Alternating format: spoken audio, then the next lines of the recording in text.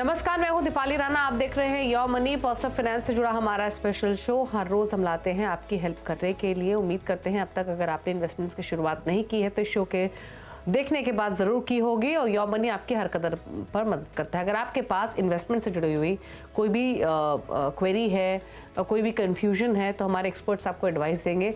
आप अपने क्वेश्चंस हम तक पहुंचा सकते हैं। 7045220000 हमारा व्हाट्सएप नंबर है। इसके अलावा ईमेल के थ्रू आप कनेक्ट कर सकते हैं yourmoney@nw18.com। फेसबुक, ट्विटर पर ये शो लाइव जा रहा है। आप अपने क्वेश्चंस लाइव पोस्ट भी कर सकते हैं और इस शो को लाइव देख भी सकते हैं इन प्लेटफॉर्म्स के थ्रू। तो काफ़ी सारा जरिया है आपके पास कैसे आप बन सकते हैं इस शो का हिस्सा। अब बात करते हैं आज के गेस्ट से। मनी फ्रंट के को फाउंडर और सीईओ मोहित गांग हमारे साथ मौजूद है। मोहित नमस्कार, स्वागत है आपका। और क्वेरीज ले उससे पहले आज समझेंगे लार्ज कैप और मिड कैप के फंडे को। लार्ज कैप और मिड कैप्स की परफॉर्मेंस फंड कैटेगरीज की प्रीवियस ईयर में कैसी रही है और क्या आउटलुक 2024 के लिए है। ऑफ लेट मोहित हमने काफ़ी एक्सपर्ट्स को सुना है, सबका मानना ये है कि शायद मिड कैप फंड्स की बजाय लार्ज कैप फंड्स में ज़्यादा पैसा इस साल बन सकता है। तो क्या इन्वेस्टमेंट स्ट्रैटेजी है आपकी लार्ज कैप फंड्स और मिड कैप फंड्स को लेकर 2024 के लिए, प्लस जो एग्जिस्टिंग इन्वेस्टर्स हैं दोनों कैटेगरीज के, उनके लिए क्या सजेशन? बहुत बहुत शुक्रिया दीपाली जी, आपको और आपके सभी व्यूअर्स को नए साल की बहुत बहुत शुभकामनाएं। तो देखिए, ये बिल्कुल सही बात है कि पिछले साल चाहे वो लार्ज कैप हो, मिड कैप हो या स्मॉल कैप हो, सभी ने बहुत शानदार प्रदर्शन किया है।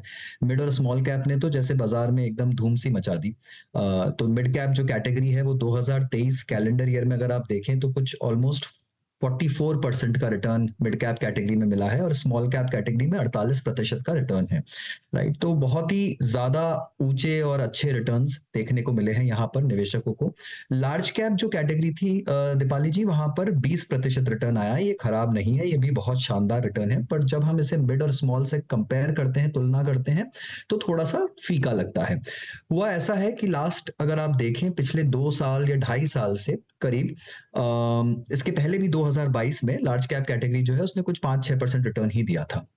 तो पिछले 2-2.5 साल से जो बाजार के बड़े नाम हैं, चाहे वो बड़े बैंक हो गए, HDFC bank, ICICI bank, Kotak, axis bank, या फिर बड़ी आईटी कंपनीज हो गई, इन्फोसिस, टीसीएस, विप्रो, कुछ और भी बड़े नाम जैसे रिलायंस हो गया, तो इन सारे ही स्टॉक्स ने अच्छा प्रदर्शन नहीं दिया है। ये करीब करीब जीरो रिटर्न या फ्लैट रिटर्न जैसी स्थिति रही है इन सारे बड़े नामों में।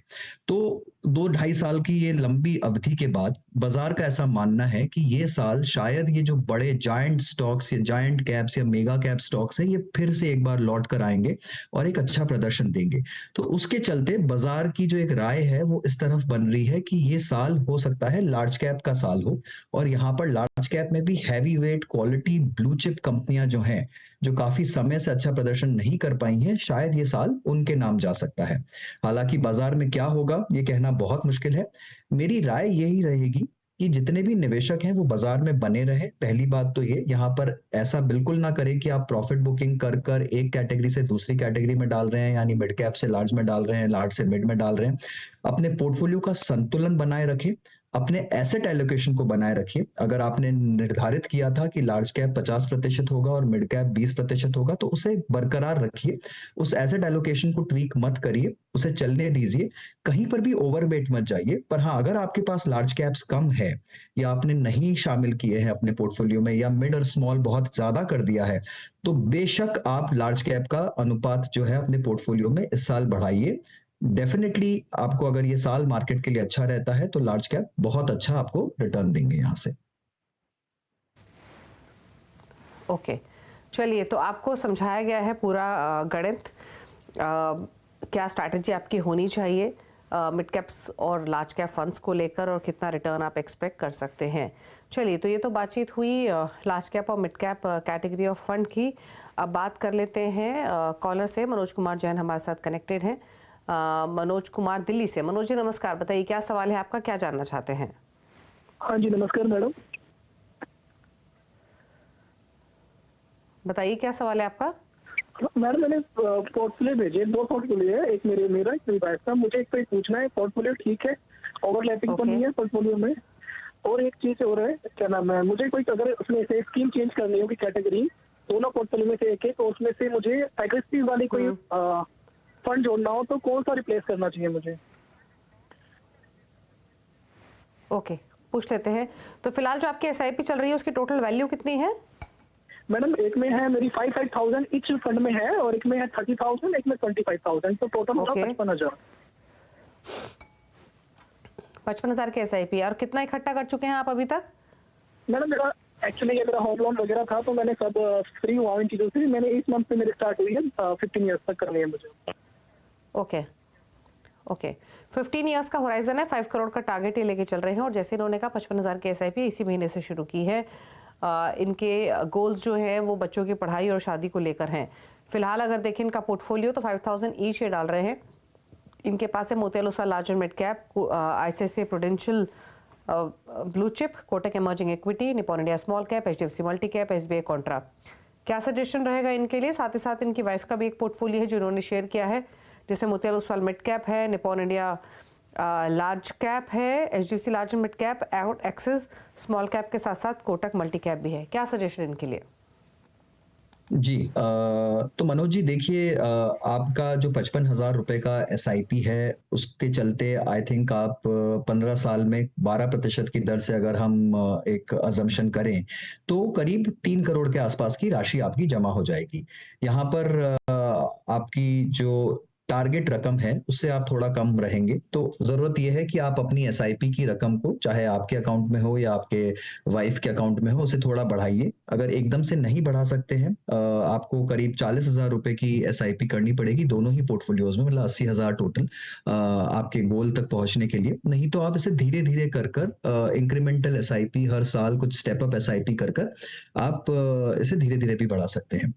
जहां तक आपके फंड्स का सवाल है, तो आपने एक काम अच्छा किया है कि आपने अलग अलग फंड हाउसेस के स्कीम अपने पोर्टफोलियो में और वाइफ के पोर्टफोलियो में लिए हैं। तो जहां एक जगह आपने निपॉन का लार्ज कैप लिया है, वहीं दूसरी जगह आपने ICICI का ब्लू चिप लिया है।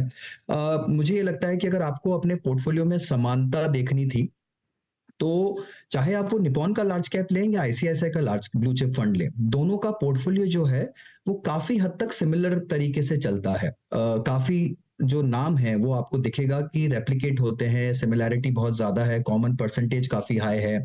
उसी तरह जैसे आपने large and mid cap category में भी दो अलग अलग फंड हाउसेस के फंड लिए।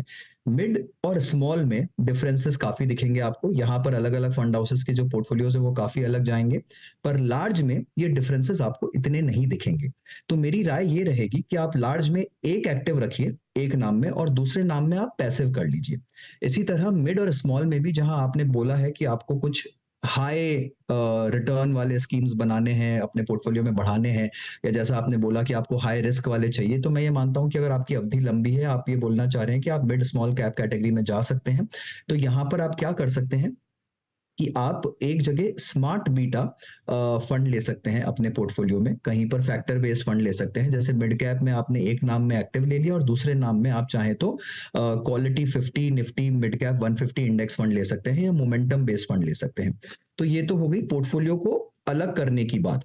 जहां तक आपके कुछ स्पेसिफिक स्कीम्स हैं, तो आपके पोर्टफोलियो में कोटक इमर्जिंग इक्विटी है और Nippon India small cap fund है, तो इन दोनों का कॉर्पस बहुत ज्यादा बड़ा है, और जो स्मॉल और मिड कैप कैटेगरी में कभी कभी रुकावट बन सकता है। फंड का प्रदर्शन बहुत अच्छा रहा है, तो आप चाहें तो अपना इंक्रीमेंटल SIP जो है वो टाटा या ICICI स्मॉल कैप में चला सकते हैं। फंड से निकलने की कोई आवश्यकता नहीं है, बट आप चाहें तो अपना SIP इन फंड हाउसेस में डाइवर्ट कर सकते हैं। उसी तरह आप फ्लेक्सी कैप कैटेगरी में पराग पारिक फ्लेक्सी कैप फंड का शुमार कर सकते हैं। आखिरी बात ये कि कॉन्ट्रा फंड जो आपने ले रखा है, वो हमने पहले भी इस शो में कहा है कि फंड काफी अच्छा है, बट उसमें बहुत पेशेंस लगता है। तो काफी टाइम ऐसा होता है कि लंबी लंबी अवधि तक, लंबे दायरे तक वो फंड अच्छा प्रदर्शन नहीं देता, बिकॉज उसका काम ही है ऐसे सेक्टर उठाना जो पिटे हुए हैं, जो अभी नहीं चल रहे हैं, और वो कभी भविष्य में जाके चलेंगे, और वो कब आएगा समय ये कहना मुश्किल होता है। तो अगर आप उतना पेशेंस नहीं रखना चाहते या इतना रिस्क नहीं लेना चाहते, तो उसकी बजाय एक फ्लेक्सी कैप फंड को अपने पोर्टफोलियो में शामिल कर सकते हैं। अन्यथा आपने अच्छी प्लानिंग करी है, स्कीम्स भी ठीक है, आप उसे कंटिन्यू कर सकते हैं। ओके चलिए, तो ये राय रही मनोज आपके पोर्टफोलियो को लेकर। अब बात करेंगे विकास शर्मा से, जलंधर से हमारे साथ कनेक्टेड है। विकास नमस्कार, बताइए क्या सवाल है आपका? Good evening ma'am. मैम मैंने अपना पोर्टफोलियो शेयर किया हुआ है वैसे ना ऑलरेडी, तो मुझे ना 4 साल बाद अमाउंट 25 के आसपास चाहिए बच्चों के एजुकेशन के लिए, है ना। तो पर अगर पोर्टफोलियो पे कमेंट अगर आपका कोई हो जाए, है ना। ओके, एक्सपर्ट से पूछ लेते हैं। मोहित हमारे साथ बने हुए हैं बातचीत करने के लिए। मोहित, जैसे इन्होंने मेंशन किया 20,000 की एसआईपी है, 6.25 लाख के आसपास की इनकी पोर्टफोलियो की वैल्यू है, क्योंकि इन्होंने अपना पोर्टफोलियो ऑलरेडी हमारे साथ शेयर किया। उसके बेसिस पे 5 इयर्स में कितना कॉर्पस एक्यूमुलेट कर लेंगे, एक सवाल तो ये है ही। दूसरा सवाल है इनका इनके फंड चॉइसेस को लेकर।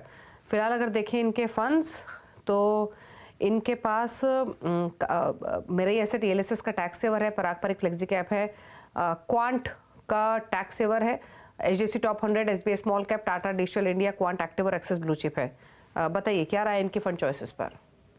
जी, तो विकास जी देखिए, जहां तक आपके लक्ष्य का सवाल है, 5 साल में जो आपको 25 लाख की रकम चाहिए, अगर मैं आपके एग्जिस्टिंग पोर्टफोलियो 6.25 लाख का जो पोर्टफोलियो और 20,000 रुपए की जो सिप है मौजूदा, उन दोनों को जोड़ दूं और उसमें 12% की दर का अनुमान लगाऊं, तो आप 26 लाख के आसपास की रकम इकट्ठी कर लेंगे 5 साल में। तो वहां आप अपने लक्ष्य के हिसाब से बिल्कुल ठीक चल रहे हैं। जहां तक बात है आपके पोर्टफोलियो की, तो यहाँ पर देखिए आपने अब जैसे मैं देख रहा था कि आपने 2 लार्ज कैप एक्टिव फंड ले रखे हैं, एक्सेस ब्लू चिप ले रखा है आपने, HDFC टॉप 100 ले रखा है। अगेन जो मैंने अभी पहले भी कहा, 2 लार्ज कैप एक्टिव फंड की आवश्यकता नहीं है पोर्टफोलियो में। दोनों के पोर्टफोलियो काफी समान रहेंगे, दोनों में सिमिलैरिटी बहुत है, ओवरलैप भी बहुत है।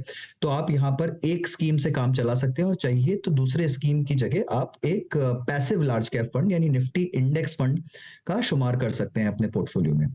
दूसरी बात, आपने टैक्स सेवर भी 2 ले रखे हैं अपने पोर्टफोलियो में। आपने एक क्वांट का ले रखा है और एक मिराई का ले रखा है। अगेन आपको जो टैक्स का बेनिफिट चाहिए वो आपको एक फंड से भी मिल जाएगा, 2 फंड की आवश्यकता नहीं है। आप दोनों ही फंड अच्छे हैं, तो आप इसमें से कोई भी एक फंड को कंटिन्यू करिए, 2 फंड की यहाँ पर आपको आवश्यकता नहीं है।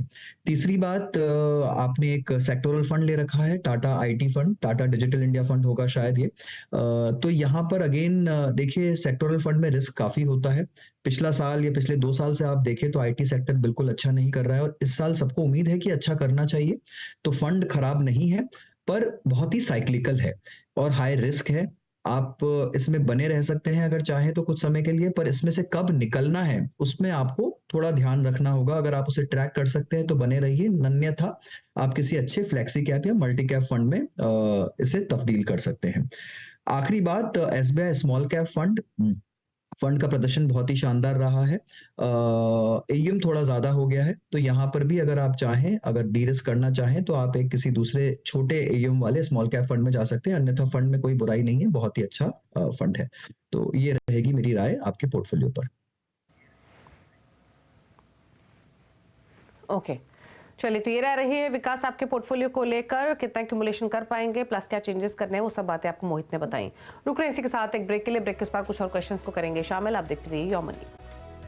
देख रहे हैं योर मनी और मोहित गांग हमारे साथ बने हुए हैं आपकी क्वेरीज को आंसर करने के लिए। कुछ और कॉलर से करते हैं कनेक्ट। सुरेंद्र भागवत महाराष्ट्र से हमारे साथ कनेक्टेड है सवाल पूछने के लिए। सुरेंद्र नमस्कार, बताइए क्या सवाल है आपका? Madam good evening, happy new year.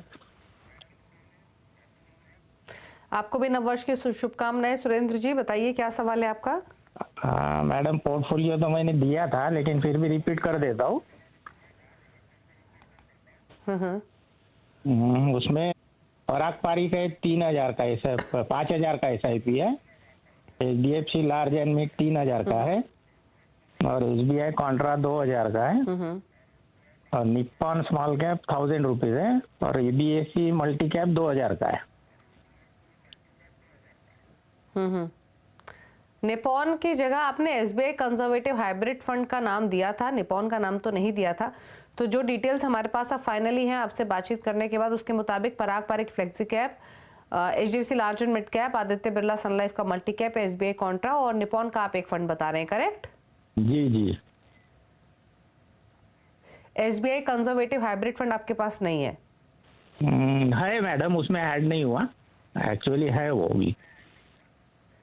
तो आपके पास टोटल फंड्स कितने हैं? 5 फंड्स आपने भेजे थे, क्योंकि हमारे पास 6 फंड्स हैं, 5 फंड्स हैं इन टोटल। 6 है, उसमें कंजर्वेटिव भी है SBI का। निपॉन का कौन सा फंड लिया हुआ है आपने? निपॉन का।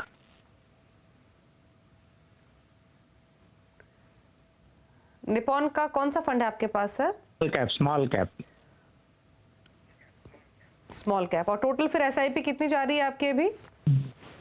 ये टोटल 14-15 हजार जा रही है ना सर।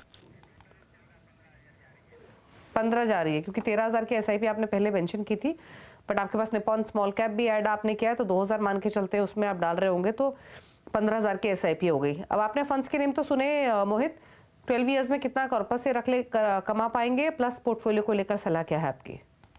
जी, तो देखिए 13,000 की एसआईपी से हमने एक कंप्यूटेशन किया था, तो 15 साल में वो करीब 42 लाख के आसपास होता है। अगर 15,000 की भी एसआईपी है तो करीब 50 लाख के आसपास की रकम इनकी आनी चाहिए कुछ, अगर हम 12% की दर को अज्यूम करते हैं। तो देखिए ओवरऑल जो फंड सिलेक्शन है आपका सुरेंद्र जी, वो काफ़ी अच्छा है। इसमें मुझे कहीं कुछ गड़बड़ नहीं लग रही है। मैं बस वही समझना चाह रहा था कि आपने एसबीआई कंजर्वेटिव फंड क्यों ले रखा है अपने पोर्टफोलियो में, क्या उसका कुछ विशेष कारण था? पर जैसा कि आपने कॉल पे बताया कि आपने वो फंड में इंक्रीमेंटल एसआईपी शायद बंद कर दिया और नहीं किया है, तो मेरी राय ये रहेगी कि अगर आपकी अवधि बहुत लंबी है, आप अगर अपने पोर्टफोलियो को 15 साल या उससे भी लंबी अवधि के लिए चला रहे हैं, तो शायद उस फंड की आपको आवश्यकता नहीं है। आप यहाँ पर एक प्रॉपर इक्विटी फंड ले सकते हैं, और नहीं भी तो आप एक मल्टी एसेट या बैलेंस एडवांटेज फंड ले सकते हैं। देखिए कंजर्वेटिव हाइब्रिड फंड में क्या होता है कि आपका टैक्सेशन जो है वो भी क्या बोलते हैं, आपके अनुकूल नहीं होता। उसमें आपको या तो इंडेक्सेशन वाला टैक्स लग जाएगा या फिर डेट का टैक्स लग जाएगा, डिपेंडिंग की पोर्टफोलियो में कितना इक्विटी है। अगर आप बैलेंस एडवांटेज या मल्टी एसेट फंड लेंगे तो आपको इक्विटी टैक्सेशन लगेगा और आपका थोड़ा रिटर्न भी अच्छा रहेगा। तो वहां पर आप वो एसबीआई कंजर्वेटिव को अपने पोर्टफोलियो में चेंज कर सकते हैं। इसके अलावा आपके जो फंड्स हैं वो काफी ठीक है। निपॉन स्मॉल कैप शायद आपने रिसेंटली शामिल किया है, फंड का ट्रैक रिकॉर्ड बहुत शानदार है, बट इस बात का ध्यान रखिएगा कि निपॉन स्मॉल कैप में 200 से ज्यादा कंपनियां हैं पोर्टफोलियो में, तो मुझे लगता है इन्होंने बहुत ज्यादा फैला दिया है अपने पोर्टफोलियो को। और मेरी राय यहाँ पर रहेगी कि आप किसी दूसरे स्मॉल कैप फंड का चुनाव कर सकते हैं, जिसकी साइज एयूएम थोड़ा छोटा हो और जिसका पोर्टफोलियो भी थोड़ा छोटा हो। तो वहां पर आप टाटा स्मॉल कैप या प्रो आईसीआईसीआई स्मॉल कैप ले सकते हैं, और एक अच्छा लार्ज कैप फंड अपने पोर्टफोलियो में जरूर शामिल करिए। वहां पर आप pro ICICI Nifty 50 index fund का चुनाव कर सकते हैं। कॉन्ट्रा फंड के ये ऊपर में मैं सजेशन अपनी राय पहले भी दे चुका हूं, तो choices वो को मेरी लेकर राय दिया। कायम है। ओके ओके, चलिए, तो ये राय आपके सभी फंड्स को देकर मिली है मोहित की तरफ से। बात करेंगे अब अगले कॉलर से। एआर पाटीदार इंदौर से हमारे साथ मौजूद है। सर नमस्कार, बताइए क्या सवाल है आपका? नमस्कार मैम, मेरा 19,000 का एसआईपी है और उसमें मैंने 8 Okay. फंड लिए हैं। 8 फंड लिए हैं मैंने उसमें। हाँ, क्या जानना चाहते हैं सर? आपने कब से एसआईपी शुरू की, कितना जमा कर चुके हैं अभी तक आप पोर्टफोलियो में? अभी पोर्टफोलियो में मेरा लगभग 14 लाख निवेश हो चुका है। ओके, 1 करोड़ का टारगेट है आपका 10 साल में, करेक्ट? हाँ जी जी जी।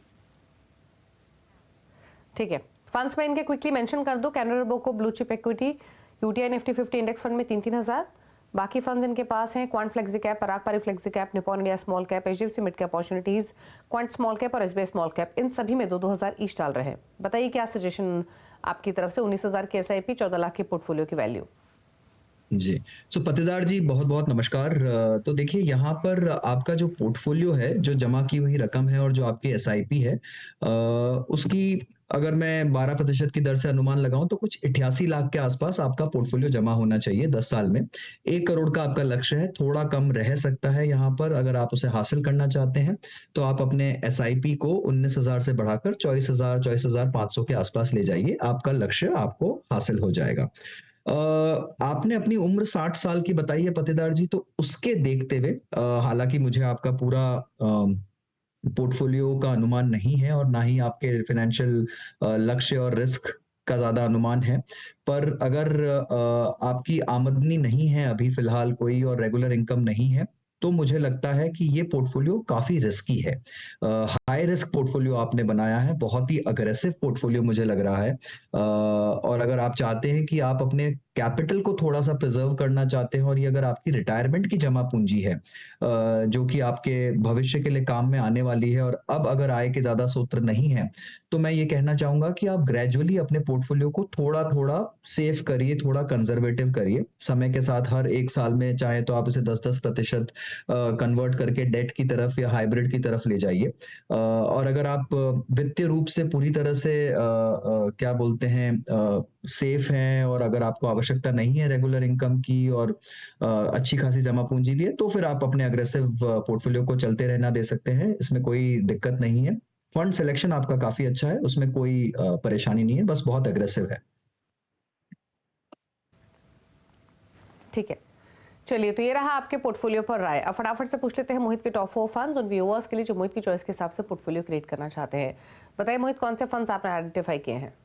जी दीपाली जी, तो इस साल के हिसाब से जैसा मैंने पहले भी कहा शुरुआत के अपने सेक्शन में कि हम लार्ज कैप पर बहुत बुलिश हैं और मुझे लगता है कि सब निवेशकों को इस बार लार्ज कैप में अच्छा एलोकेशन रखना चाहिए और वहां पर Pru ICICI Nifty 50 index fund, passive fund, जो कि हमारी हमेशा से पहली चॉइस रही है। Flexi cap, Parag Parikh flexi cap fund, थोड़ा सा इंटरनेशनल एक्सपोजर भी यहाँ मिल जाता है। मिड कैप में ईडलवाइज मिड कैप, अच्छा ईएम है, अच्छा मैनेजमेंट, अच्छा प्रदर्शन। और स्मॉल कैप में अगर एसआईपी कर रहे हैं तो टाटा स्मॉल कैप, लमसम कर रहे हैं तो Pru ICICI small cap fund, दोनों का बहुत ही छोटा ईएम और अच्छा प्रदर्शन रहा है। तो आईसीआईसीआई pru nifty 50 index fund, Parag Parikh flexi cap fund, Edelweiss mid cap fund और टाटा स्मॉल कैप फंड, ये हैं चॉइसेस मोहित की तरफ से। और अकॉर्डिंगली आप अगर पोर्टफोलियो क्रिएट करते हैं तो इन चॉइसेस के साथ लॉन्ग टर्म के हिसाब से बना सकते हैं। शुक्रिया मोहित शो में आने के लिए और अपने व्यूज़ सभी स्ट्रैटेजीज पर देने के लिए, साथ ही अपने टॉप 4 फंड्स भी शेयर करने के लिए। रुक रहे हैं इसी के साथ एक ब्रेक के लिए। ब्रेक के उस पार भी खबरें जारी इसी आवाज़ पर। नमस्कार।